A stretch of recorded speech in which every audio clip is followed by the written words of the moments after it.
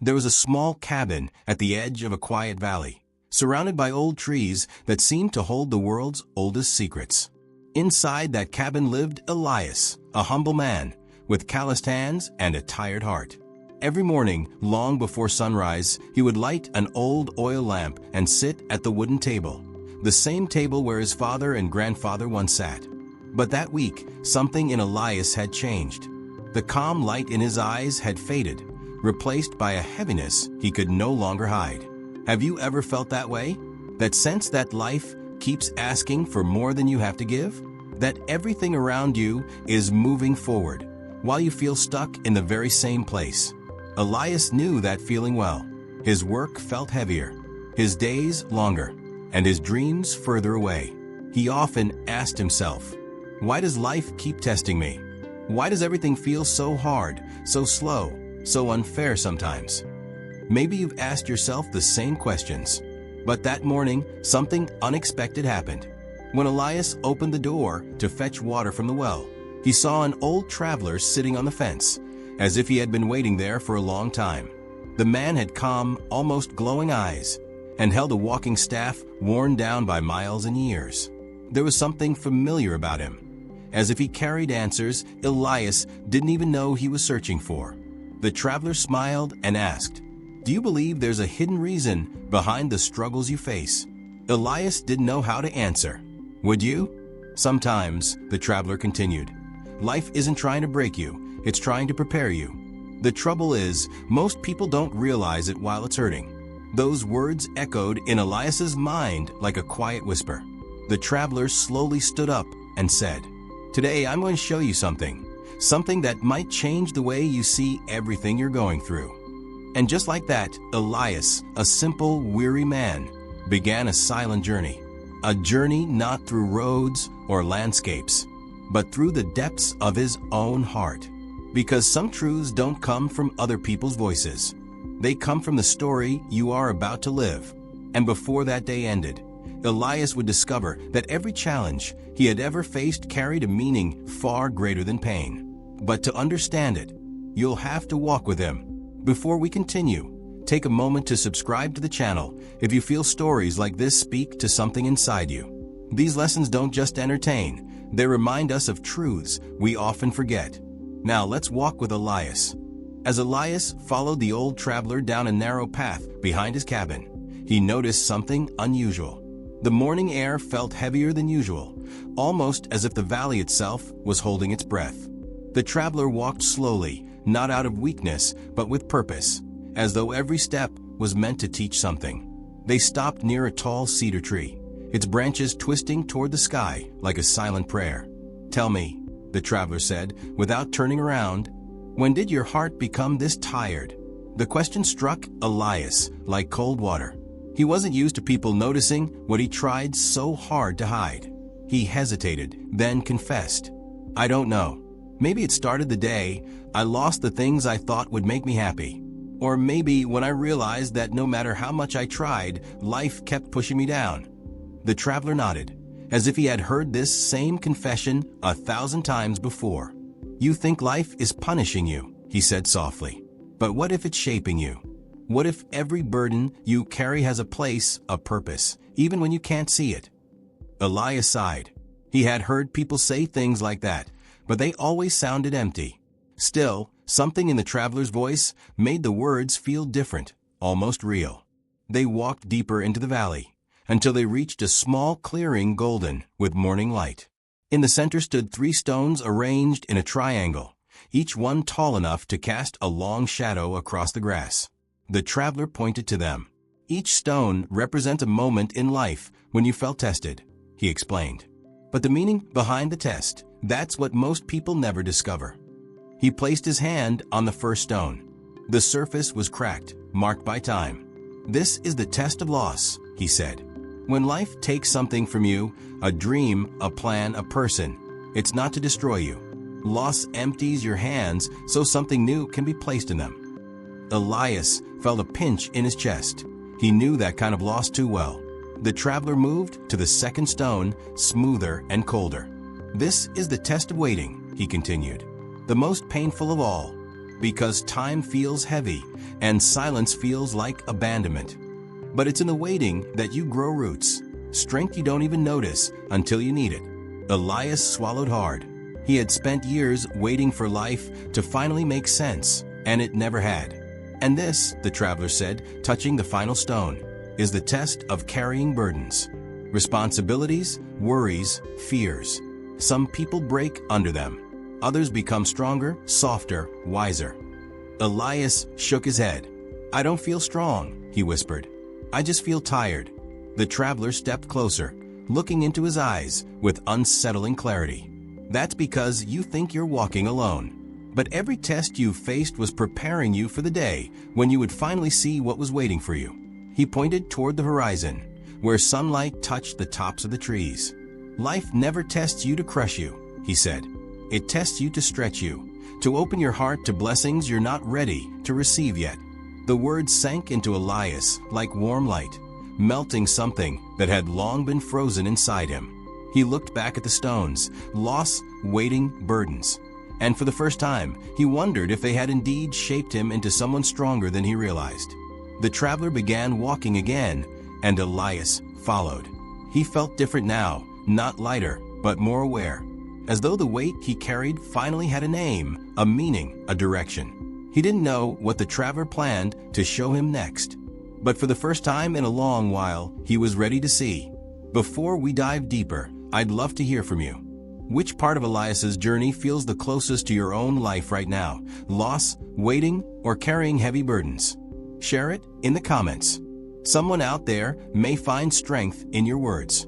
And if this story is beginning to open something inside you, go ahead and like the video.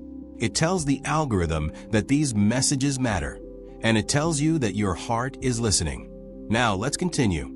As Elias and the traveler reached the far edge of the clearing, something unusual caught Elias's attention. There, beneath the branches of an enormous oak tree, stood three objects placed carefully on the ground. A broken cup, a seed in a small clay bowl, and a heavy stone marked with scratches. The traveler walked toward them slowly, almost reverently, as if approaching sacred symbols. "These," he said, "are the real lessons hidden behind the tests you've lived through. And today, you'll understand what they've been trying to teach you." Elias knelt beside the objects, his eyes fixed on the broken cup. 1. The broken cup, the truth about loss. The traveler lifted the cup, turning it gently in his hands. "When something breaks in your life," he said, "your first instinct is to see it as an ending. And in many ways, it is. But loss also creates space. It empties your hands so you can receive what was meant for you, not what you were holding onto out of fear." He placed the cup back down. Every person you lost, every path that closed, every dream that slipped away, they didn't leave you empty. They left you ready. Elias felt those words like a quiet arrow in the heart. He had mourned so many endings, never realizing they might have cleared the path to something he couldn't yet see. 2. The seed, the lesson of waiting. The traveler picked up the small clay bowl containing a single seed. "This," he said, "is the part of the story most people fail to understand. A seed isn't silent because it's dead, it's silent because it's working." He placed the bowl into Elias's hands. When you're waiting, when your life feels slow, still, or forgotten, that doesn't mean nothing is happening. It means growth is happening where you cannot see it. Every unanswered prayer, every delay, every moment of stillness is preparation disguised as silence. Elias closed his fingers around the bowl, gently. For the first time, waiting didn't feel like punishment. It felt like planting. 3. The heavy stone, the truth about burdens. Finally, the traveler reached for the heavy, scratched stone. "Most people think their burdens make them weaker," he said. "But burdens make you stronger. Not because you enjoy them, but because carrying them teaches you endurance, depth, compassion." He handed the stone to Elias, and Elias felt its weight settle into his palms. "This weight," the traveler said, "is not here to crush you. It's here to carve you. Every responsibility, every fear you've carried, every expectation you've tried to meet, none of it was wasted. It has shaped you into someone capable of holding blessings without breaking under them."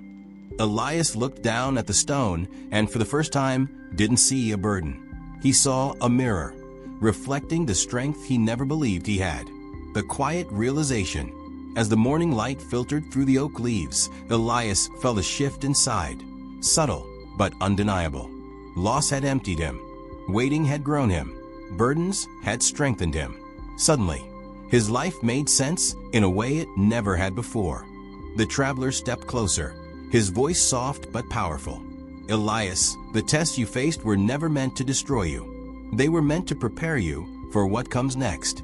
Elias breathed deeply, a breath that felt like the first true inhale in years. And in that simple moment, for the first time, he felt something returning. Hope.